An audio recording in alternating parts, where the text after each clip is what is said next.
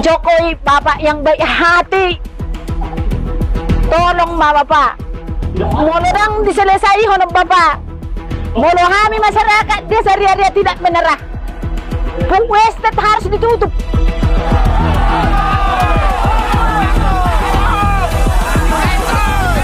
Jadi food estate ini yang katanya mau jadi lumbung pangan kampung mana, daerah mana, lumbung pangan siapa gitu.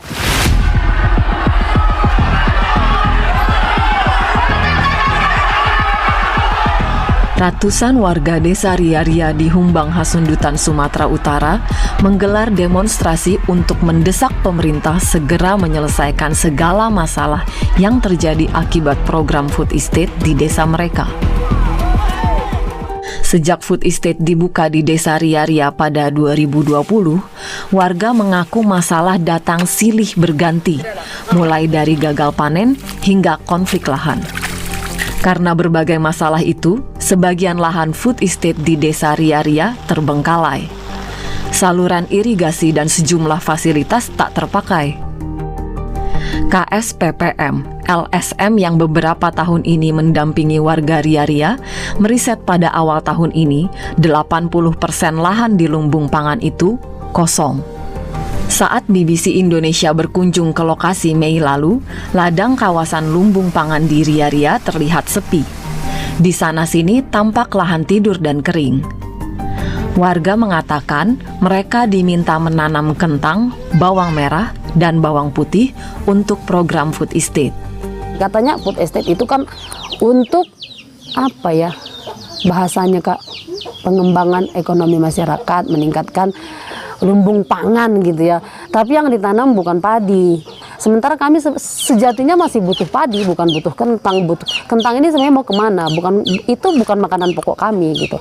Bawang katanya, kami nggak makan bawang juga. Asal ada nasi pakai garam enak kalau makan gitu.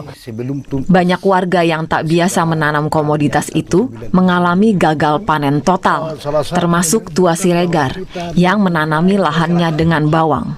Tua Siregar pun tak mau lagi ikut program food estate.